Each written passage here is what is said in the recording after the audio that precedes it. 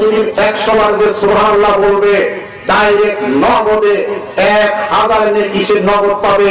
ওই সুবহানাল্লাহ কবুল হোক আর না হোক, সুবহানাল্লাহ বলার কারণে বলছে কিছু কিছু ইবাদত আছে কবুল হতে হয় না, এমনি অত সওয়াব পাওয়া যায়।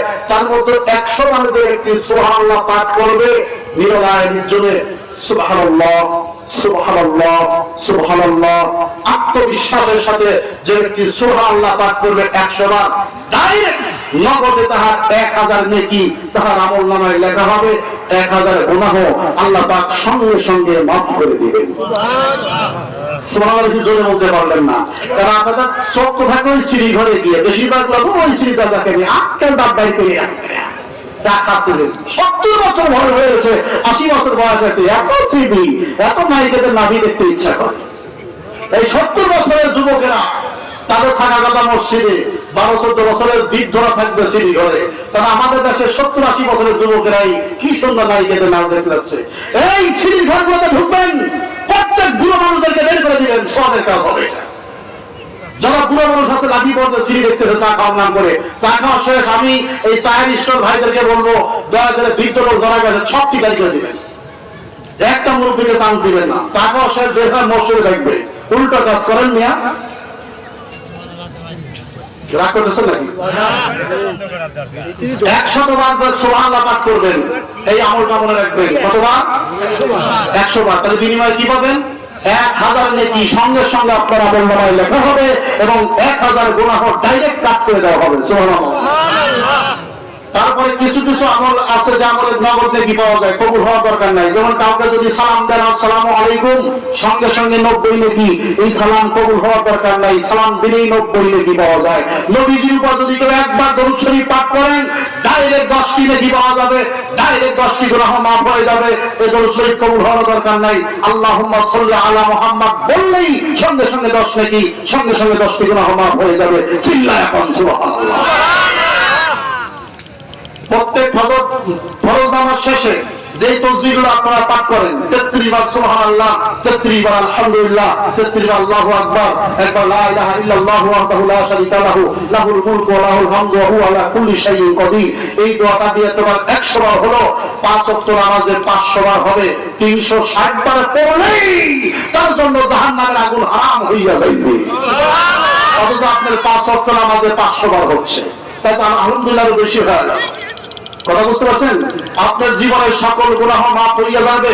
সামনে রমজান মাস আসিতেছে, যারা রমজান মাসে প্রকাশ্যে বিড়ি খাচ্ছেন, এটা দাঁতে যদি কেউ লাভ ফিরতে পারে তাহলে সওয়াবের কাজ হবে। প্রকাশ্যে যারা বিড়ি খাচ্ছে তাদের মুখ ধরে থাপ্পড় লাগা দিলে সওয়াব হবে, থাপ্পড় দিয়ে পাছায় সওয়াব করে দিলে ফালা দিতে পারেন আরো কারো সওয়াব হবে। চূড়ান্ত পর্যায়ের ব্যাপক রমজানকে সম্মান করতে হবে। রমজান মাসে রোজা রাখার ব্যাপারে রাসূল আকরাম সাল্লাল্লাহু আলাইহি ওয়াসাল্লাম বলেছেন যে আল্লাহু তাআলা, আল্লাহ পাক বলেছেন আস-সাওমু লি ওয়া আনা আজজি বিহি ওয়া আনা উজ্জি বিহি।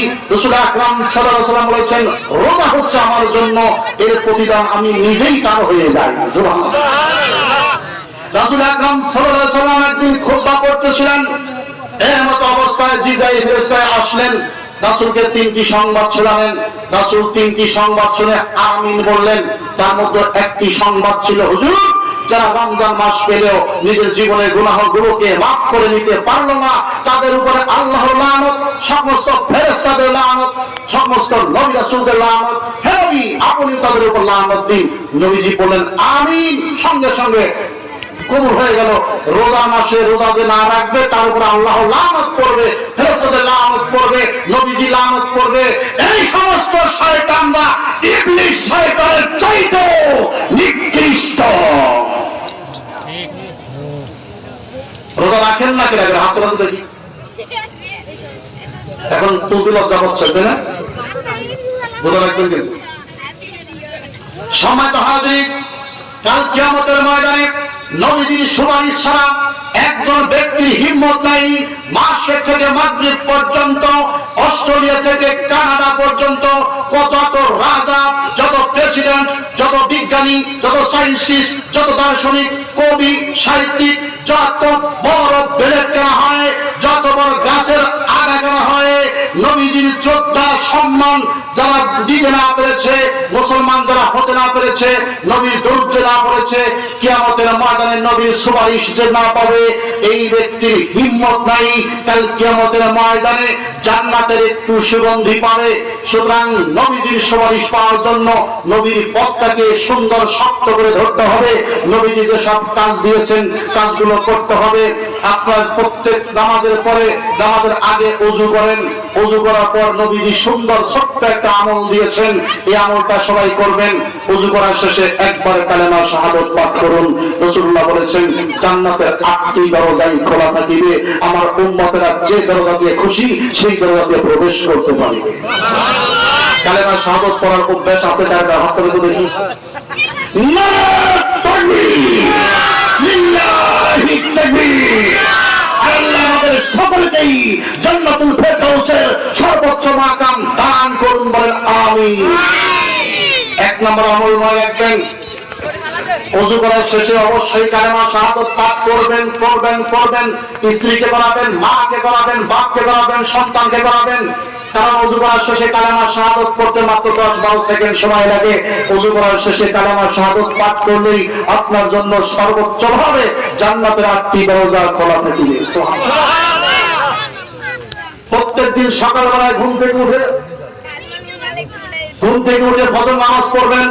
ফজর নামাজের পরে আল্লাহুম্মা আজিরনি মিনান নার, এই দোয়াটা 7 বার পাঠ করবেন। সন্ধ্যার সময় 7 বার পাঠ করবেন। সকাল সন্ধ্যা 7-14 বার পাঠ করলেই সারা দিন রাত যে কোনো সময় আপনার মৃত্যু হতে পারে। মৃত্যু হলেই 7টি জাহান্নামের দরজা আপনার জন্য বন্ধ থাকিবে। সুবহানাল্লাহ।